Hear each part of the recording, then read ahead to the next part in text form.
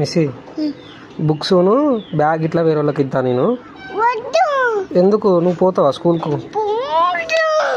నువ్వు వద్దు నాన్న, నువ్వు ఇంటికాడ మంచిగా ఆడుకో. స్కూల్కు వేరే వాళ్ళని పంపిద్దాం, వాళ్ళు చదువుకుంటారు మంచిగా.